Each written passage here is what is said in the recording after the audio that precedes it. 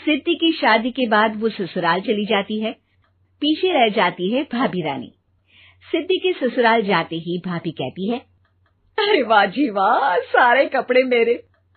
हाय रे पैंट, अरे वाह वाह, मजा आ जाएगा। अरे ये सिद्धि की अलमारी के सामने खड़े होकर क्या बड़बड़ा रही है?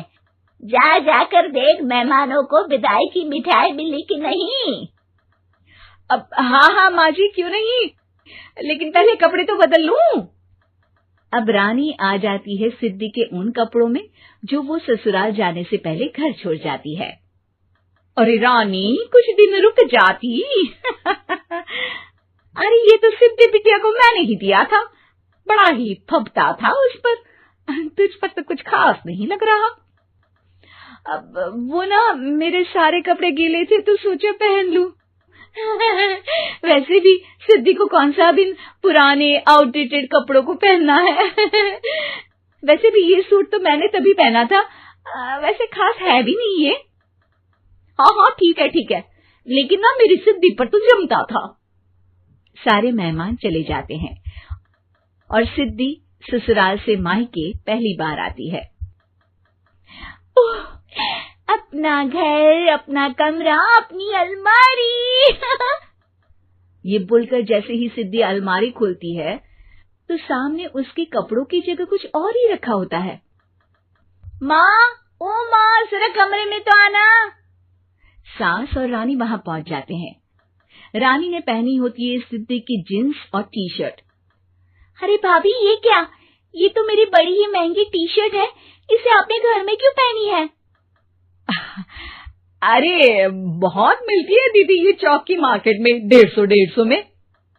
ओ भाभी प्लीज, ये एरोपोस्टल है, 2000 की एक टी शर्ट। ओहो, 2000 में तो दीदी 4 साड़ी आ जाए। अब क्या बोलूं? भाभी, ये मेरी अलमारी में छोटू के कपड़े, तो मेरे कपड़े कहाँ हैं? मेरी अलमारी में? अब दीदी आपको कौन से पुराने कपड़े पहनने थे? माना भाभी, लेकिन मैं जब घर आती तो यही सब पहनती ना। अरे तुम तो बड़ी कंजूस हो दीदी। खैर, वक्त आता है जब सिद्धि ससुराल के लिए रवाना हो रही होती है। अरे रानी, अंदर से सिद्धि का गिफ्ट ले आ, लड़की पहली बार ससुराल से मायके आई है। रानी अंदर जाती है और एक सिंपल सी साड़ी लेकर बाहर आ जाती है। ये लीजिए माँ जी। सास बेटी को गिफ्ट देकर ससुराल भेजती है। अगले दिन रानी एक सुंदर सी साड़ी पहनकर सामने आती है। अरे रानी, ये तो वो साड़ी है जो मैंने सिद्धि को देने के लिए दी थी जब वो ससुराल ले जाती, लेकिन ये तूने कैसे पहन ली? अरे माँ जी, ये साड़ी तो मुझे बहुत पहले से ही पसंद थी, लेकिन चिंता ना करिए, मैंने सिद्धि के लिए भी अच्छी सी साड़ी दी है। हाँ। तभी सिद्धि का फोन आता है। क्या माँ, कुछ अच्छा तो दिया होता ससुराल ले जाने के लिए। अरे पहले दिखा दिया होता। यूं चमकते हुए पैकेट में नौकरानी वाली साड़ी मत दिया करो माँ। अरे बेटे, वो तेरी भाभी ने ना गलती से उससे पैकेट बदल गया। हाँ, मैं कल ही तेरे भाई के हाथ से तेरा वाला पैकेट भेज दूंगी। अरे रहने दो माँ, आई एम श्योर भाभी ने अभी वही साड़ी पहनी होगी जो तुमने मेरे लिए रखी थी। तुम तो समझ नहीं पाई उनको। खैर छोड़ो, मैं ज्यादा बोलती अच्छी नहीं लगती, रहने दो, आपको उन्हीं के साथ रहना है, फिर बात करेंगे। सास को रानी पर गुस्सा आ जाता है। वो उसके कमरे में जाती है जहाँ वो शादी का एल्बम देख रही होती है। रानी, मार्केट जाकर एक ऐसी ही साड़ी लेकर आ, कल प्रतीक जाकर सिद्धि के घर दे आएगा। अरे क्यों माँ जी, कितनी साड़ी देनी है दीदी को? यहाँ कोई सेल लगी है क्या?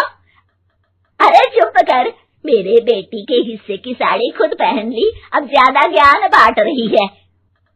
एक दिन सिद्धि का फोन आता है। माँ, मेरी सास ने आप सबको खाने पर बुलाया है। सारे लोग सिद्धि के ससुराल पहुंचते हैं।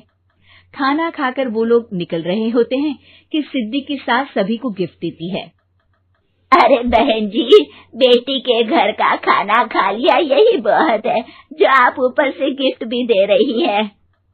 अरे बहन जी, आप भी कहाँ इन बातों पर विश्वास कर रही हैं। सास सभी को गिफ्ट देती है, लेकिन रानी को जो साड़ी देती है वो अजीब सी हरे रंग की लाल रंग के बड़ी छाप वाली होती है। अरे छी, ये कौन पहनेगा? सासू माँ को तो जरी वाली इतनी सुंदर, और मेरे लिए ये नौकरानी वाली। अरे भाभी, दरअसल मैं जब भी घर आती थी आप वापसी में ऐसी ही साड़ी देती थी ना, तो माँ ने सोचा कि आपको आपकी पसंद की ही साड़ी क्यों ना दी जाए। बेचारी रानी, बोलती भी तो क्या। सिद्धि और सास रानी का चेहरा देखकर हंसने लगती है, तो रानी समझ जाती है कि अपने ही बिछाए जाल में वो फंस चुकी है।